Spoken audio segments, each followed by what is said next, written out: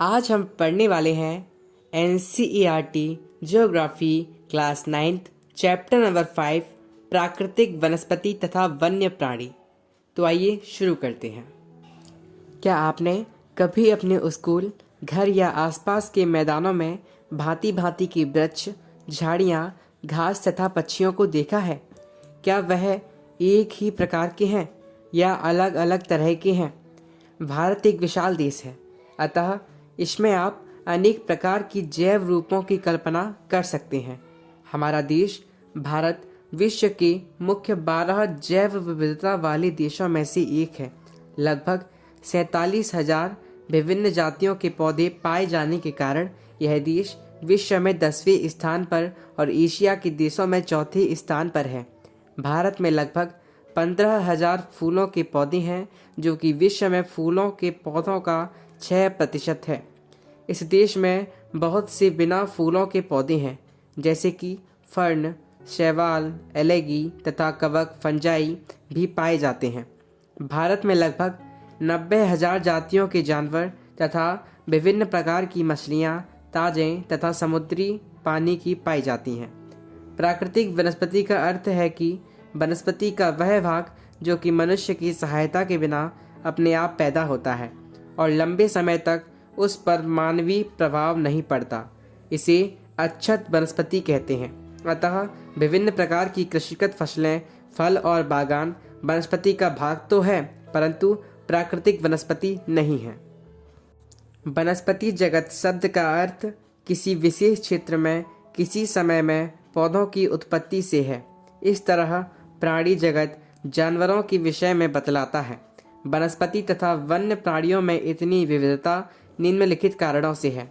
धरातल, भूभाग, भूमि का वनस्पति पर प्रत्यक्ष या अप्रत्यक्ष प्रभाव पड़ता है। क्या पर्वत, पठार तथा मैदान और शीतोष्ण कटिबंधों में एक ही प्रकार की वनस्पति नहीं हो सकती? धरातल के स्वभाव का वनस्पति पर बहुत प्रभाव पड़ता है। उपजाऊ भूमि पर प्रायः कृषि की जाती है। ऊबड़ तथा असमतल भूभाग पर जंगल तथा घास के मैदान हैं, जिनमें वन्य प्राणियों को आश्रय मिलता है। मृदा, विभिन्न स्थानों पर अलग अलग प्रकार की मृदा पाई जाती है, जो विविध प्रकार की वनस्पति का आधार है। मरुस्थल की बलुई मृदा में कंटीली झाड़ियाँ तथा नदियों के डेल्टा क्षेत्र में पर्णपाती वन पाए जाते हैं। पर्वतों की ढलान में जहाँ मृदा की परत गहरी है, शंकुधारी वन पाए जाते हैं। जलवायु, तापमान, वनस्पति की विविधता तथा विशेषताएं तापमान और वायु की नमी पर भी निर्भर करती हैं। हिमालय पर्वत की ढलानों तथा प्रायद्वीप के पहाड़ियों पर 915 मीटर की ऊंचाई से ऊपर तापमान में गिरावट वनस्पति के पनपने और बढ़ने को प्रभावित करती है और उसे उष्णकटिबंधीय से उपोष्ण, शीतोष्ण तथा अल्पाइन वनस्पतियों में परिवर्तित करती है। सूर्य का प्रकाश, किसी भी स्थान पर सूर्य के प्रकाश का समय उस स्थान के अक्षांश, समुद्र तल से ऊंचाई एवं ऋतु पर निर्भर करता है। प्रकाश अधिक समय तक मिलने के कारण वृक्ष गर्मी की ऋतु में जल्दी बढ़ते हैं। वर्षण, भारत में लगभग सारी वर्षा आगे बढ़ते हुए दक्षिण पश्चिम मानसून जून से सितंबर तक एवं पीछे हटते उत्तर पूर्वी मानसून से होती है। अधिक वर्षा वाले क्षेत्रों में कम वर्षा वाले क्षेत्रों की अपेक्षा सघन वन पाए जाते हैं। क्या आपने कभी सोचा है कि वन मनुष्य के लिए क्यों आवश्यक है? वन नवीकरण योग्य संसाधन हैं और वातावरण की गुणवत्ता बढ़ाने में मुख्य भूमिका निभाती हैं। ये स्थानीय जलवायु, मृदा अपरदन तथा नदियों की धारा नियंत्रित करते हैं। ये बहुत सारे उद्योगों के आधार हैं तथा कई समुदायों को जीविका प्रदान करते हैं। ये मनोरम प्राकृतिक दृश्यों के कारण पर्यटकों को आकर्षित करते हैं। ये पवन तथा तापमान को नियंत्रित करते हैं और वर्षा लाने में भी सहायता करते हैं। इनसे मृदा को जीवाश्म मिलता है और वन्य प्राणियों को आश्रय।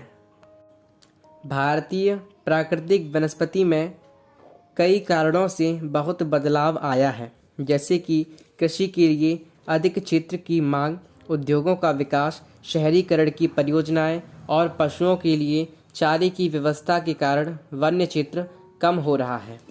सन 2003 में वनों का कुल क्षेत्रफल 68 लाख वर्ग किलोमीटर था। भारत के बहुत से भाग में वन क्षेत्र सही मायने में प्राकृतिक नहीं है। कुछ अगम्य क्षेत्रों को छोड़कर, जैसे हिमालय और मध्य भारत के कुछ भाग तथा मरुस्थल जहां प्राकृतिक वनस्पति है, शेष भागों में मनुष्य के हस्तक्षेप से प्राकृतिक वनस्पति आंशिक या संपूर्ण रूप से परिवर्तित हो चुकी है या फिर बिल्कुल निम्न कोटि की हो गई है। वनस्पति के प्रकार। हमारे देश में निम्न प्रकार की प्राकृतिक वनस्पतियां पाई जाती हैं। उष्णकटिबंधीय सदाबहार वन, दूसरी उष्णकटिबंधीय पर्णपाती वन, तीसरी उष्णकटिबंधीय कंटीले वन तथा झाड़ियाँ, चौथी पर्वतीय वन, पांचवें मैंग्रोव वन। उष्णकटिबंधीय वर्षा वन। ये वन पश्चिमी घाटों के अधिक वर्षा वाले क्षेत्रों, लक्षद्वीप, अंडमान और निकोबार द्वीप समूहों, असम के ऊपरी भागों तथा तमिलनाडु के तट तक सीमित हैं।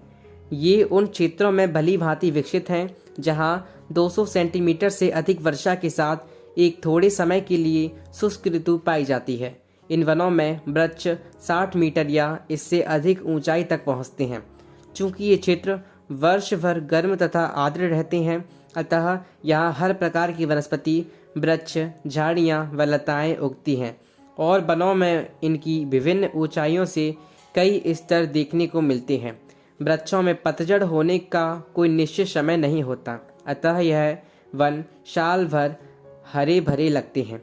इन वनों में पाए जाने वाले व्यापारिक महत्व के कुछ वृक्ष आबनूस, एबोनी, महोगनी, रोजवुड, रबड़ और शिंकोना हैं। इन वनों में सामान्य रूप से पा जाने वाले जानवर हाथी, बंदर, लेमूर और हिरण हैं। एक सींग वाले गैंडे असम और पश्चिमी बंगाल के दलदली क्षेत्र में मिलते हैं। इसके अतिरिक्त इन जंगलों में कई प्रकार के पक्षी, चमगादड़ तथा कई रेंगने वाले जीव भी पाए जाते हैं। उष्णकटिबंधीय पर्णपाती वन। ये भारत में सबसे बड़े क्षेत्र में फैले हुए वन हैं। इन्हें मानसूनी वन भी कहते हैं और ये उन क्षेत्रों में विस्तृत हैं जहाँ 70 सेंटीमीटर से 200 सेंटीमीटर तक वर्षा होती है। इस प्रकार के वनों में वृक्ष शुष्क ग्रीष्म ऋतु में 6 से 8 सप्ताह के लिए अपनी पत्तियां गिरा देते हैं। जल की उपलब्धि के आधार पर इन वनों को आर्द्र या शुष्क पर्णपाती वनों में विभाजित किया गया है। इनमें से आर्द्र या नम पर्णपाती वन उन क्षेत्रों में पाए जाते हैं जहां 100 सेंटीमीटर 200 सेंटीमीटर तक वर्षा होती है। अतः ऐसे वन देश के पूर्वी भागों, उत्तरी पूर्वी राज्यों, हिमालय के गिरिपथ प्रदेशों, झारखंड, पश्चिमी उड़ीसा, छत्तीसगढ़ तथा पश्चिमी घाटों के पूर्वी ढालों में पाए जाते हैं। सागौन इन वनों की सबसे प्रमुख प्रजाति है। बांस, साल, शीशम, चंदन, रवेर, कुसुम, अर्जुन तथा सहतूत के वृक्ष व्यापारिक महत्व वाली प्रजातियां हैं। शुष्क पर्णपाती वन उन क्षेत्रों में पाए जाते हैं जहां वर्षा 70 सेंटीमीटर से 100 सेंटीमीटर के बीच होती है। ये वन प्रायद्वीपीय पठार के ऐसे वर्षा वाले क्षेत्रों, उत्तर प्रदेश तथा बिहार के मैदानों में पाए जाते हैं। विस्तृत क्षेत्रों में प्रायः सागौन, शाल, पीपल तथा नीम के वृक्ष उगते हैं। इन क्षेत्रों के बहुत बड़े भाग कृषि कार्य में प्रयोग हेतु साफ कर लिए गए हैं और कुछ भागों में पशुचारण भी होता है। इन जंगलों में पाए जाने वाले जानवर प्रायः सिंह, शेर, शुअर, हिरण और हाथी हैं। विविध प्रकार के पक्षी, छिपकली, सांप और कछुए भी यहाँ पाए जाते हैं। कंटीले वन तथा झाड़ियाँ। जिन क्षेत्रों में 70 सेंटीमीटर से कम वर्षा होती है वहाँ प्राकृतिक वनस्पति में कंटीले वन तथा झाड़ियाँ पाई जाती हैं। इस प्रकार की वनस्पति देश के उत्तर पश्चिमी भागों में पाई जाती है, जिनमें गुजरात, राजस्थान, छत्तीसगढ़, मध्य प्रदेश, उत्तर प्रदेश तथा हरियाणा के अर्ध शुष्क क्षेत्र सम्मिलित हैं। अकाशिया, खजूर, पाम, यूफोरबिया तथा नागफनी कैक्टाई यहाँ की मुख्य पादप प्रजातियाँ हैं। इन वनों के वृक्ष बिखरे हुए होते हैं। इनकी जड़ें लंबी तथा जल की तलाश में चारों ओर फैली होती हैं। पत्तियाँ प्रायः छोटी होती हैं जिनसे बाष्पीकरण कम से कम हो सके। शुष्क भागों में झाड़ियाँ और कंटीले पादप पाए जाते हैं। इन जंगलों में प्रायः चूहे, खरगोश, लोमड़ी, भेड़िए, शेर, सिंह, जंगली गधा, घोड़े तथा ऊंट पाए जाते हैं। पर्वतीय वन। पर्वतीय क्षेत्रों में तापमान की कमी तथा ऊंचाई के साथ साथ प्राकृतिक वनस्पति में भी अंतर दिखाई देता है। वनस्पति में जिस प्रकार का अंतर हम उष्णकटिबंधीय प्रदेशों से टुंड्रा की ओर देखते हैं, उसी प्रकार का अंतर पर्वतीय भागों में ऊंचाई के साथ साथ देखने को मिलता है। 1000 मीटर से 2000 मीटर तक की ऊंचाई वाले क्षेत्रों में आर्द्र शीतोष्ण कटिबंधीय वन पाए जाते हैं।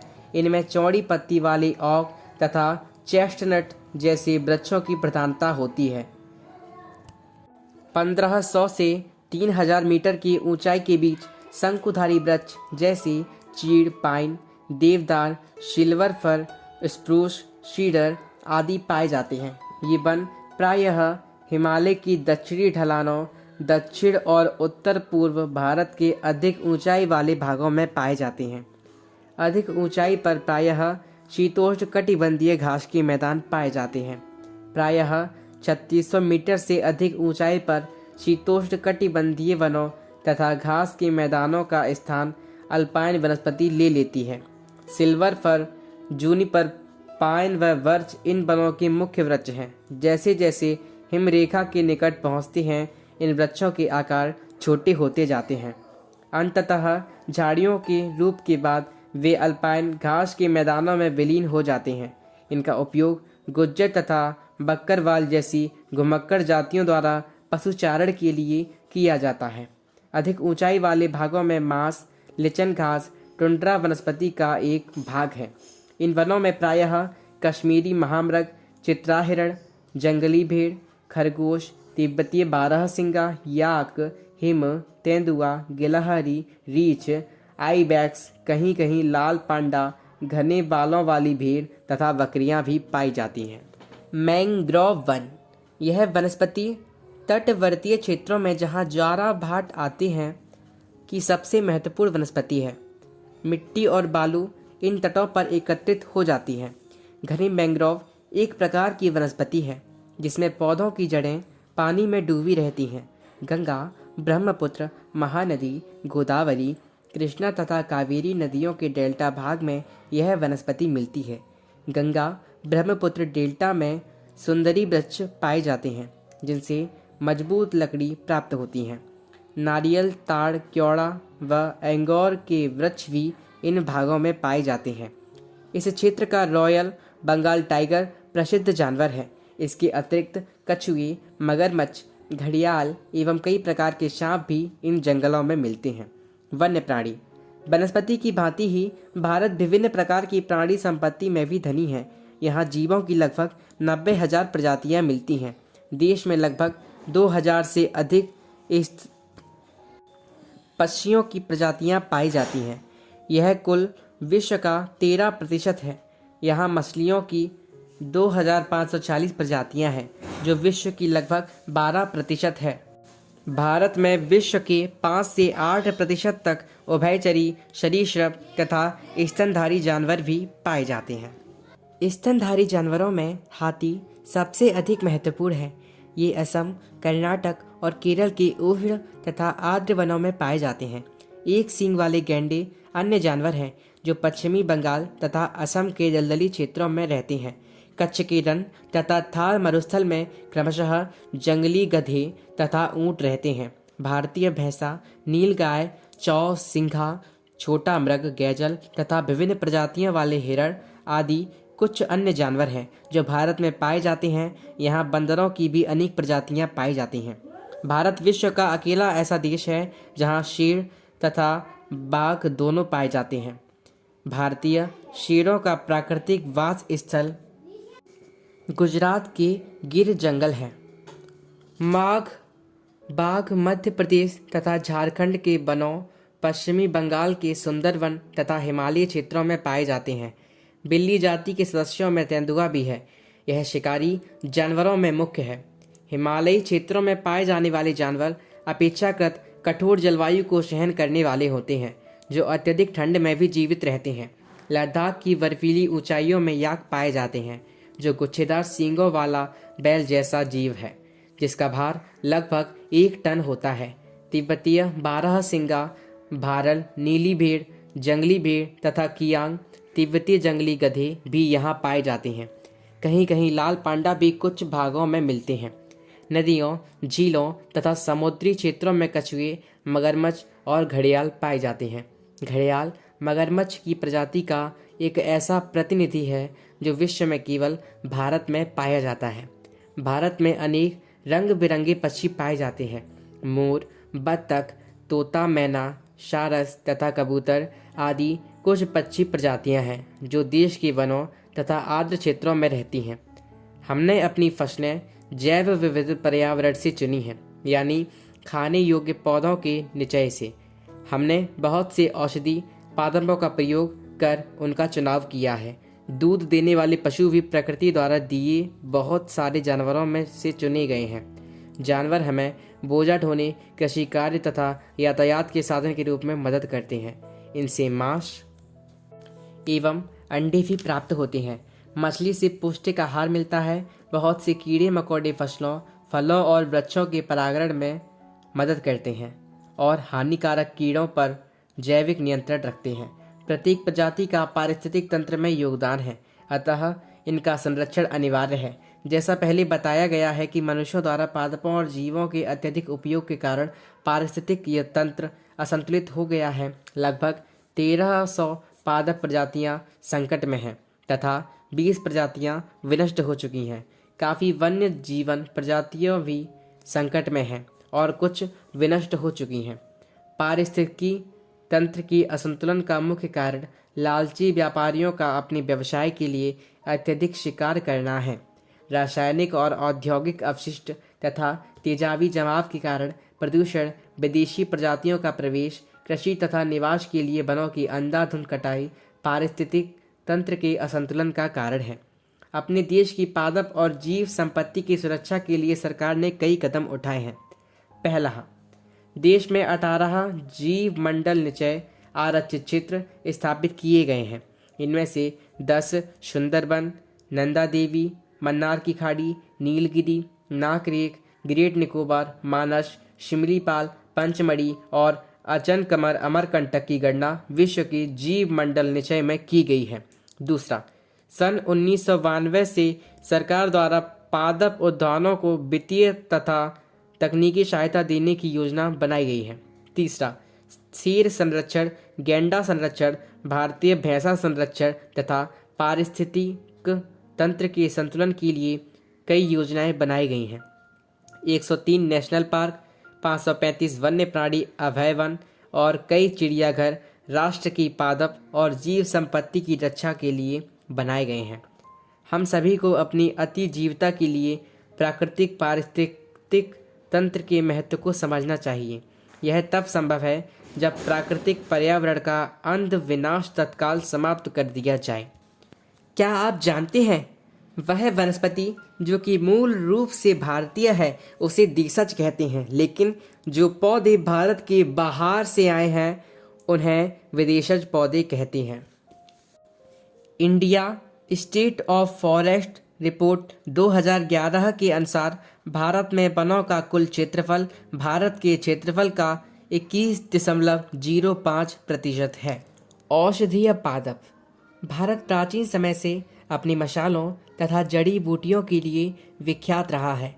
आयुर्वेद में लगभग 2000 पादपों का वर्णन है और कम से कम 500 तो निरंतर प्रयोग में आते रहे हैं।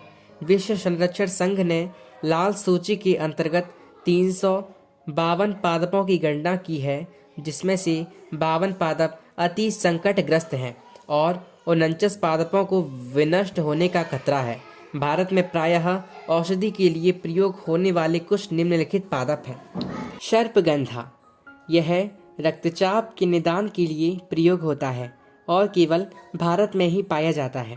जामुन, पके हुए फल से सिरका बनाया जाता है जो कि वायुशारी और मूत्रवर्धक है और इसमें पाचन शक्ति के भी गुण हैं। बीज का बनाया हुआ पाउडर मधुमेह, डायबिटीज रोग में सहायता करता है। अर्जुन, ताजे पत्तों का निकाला हुआ रस कान के दर्द के इलाज में सहायता करता है। यह रक्तचाप की नियमितता के लिए भी लाभदायक है। बबूल, इसके पत्ते आँख की फुंसी के लिए लाभदायक हैं। इससे प्राप्त गोंद का प्रयोग शारीरिक शक्ति की वृद्धि के लिए होता है। नीम जैव और जीवाणु प्रतिरोधक है। तुलसी पादप, जुकाम और खांसी की दवा में इसका प्रयोग होता है। कचनार, फोड़ा, अल्सर व दमा रोगों के लिए प्रयोग होता है। इस पौधों की जड़ें और कली पाचन शक्ति में सहायता करती हैं। अपने क्षेत्र के औषधीय पादपों की पहचान करो। कौन से पौधे औषधि के लिए प्रयोग होते हैं और उस स्थान के लोग उनका कौन सी बीमारियों के लिए प्रयोग करते हैं। प्राकृतिक पारिस्थितिक तंत्र मनुष्य के लिए जीवन के लिए अनिवार्य है। क्या यह संभव है कि प्राकृतिक पर्यावरण का नियंत्रित होता जा रहा विनाश रोका जा सकता है? क्या आप जानते हैं भारत जीव सुरक्षा अधिनियम सन 1972 में लागू किया गया था। प्रवासी पक्षी, भारत के कुछ दलदली भाग प्रवासी पक्षियों के लिए प्रसिद्ध हैं। शीत ऋतु में साइबेरियन सारस बहुत संख्या में यहाँ आते हैं। इन पक्षियों का एक मनपसंद स्थान कच्छ का रण है। जिस स्थान पर मरुभूमि समुद्र से मिलती है वहाँ लाल सुंदर कलंगी वाली फ्लेमिंगोए हजारों की संख्या में आती हैं और खारे कीचड़ के ढेर बनाकर उनमें घोंसला बनाती हैं और बच्चों को पालती हैं। देश में अनेकों दर्शनीय दृश्यों में से यह भी एक है। क्या यह हमारी कीमती धरोहर नहीं है? तो इस प्रकार हमारा NCERT geography class 9 chapter number 5 समाप्त होता है। यदि आपको हमारी ऑडियो बुक पसंद आई हो तो हमारी वीडियो को लाइक करें तथा हमारे चैनल को सब्सक्राइब करें तथा आप हमारे चैनल पर जाकर जो चैप्टर है NCERT के उनकी भी कंप्लीट ऑडियो बुक सुन सकते हैं। धन्यवाद।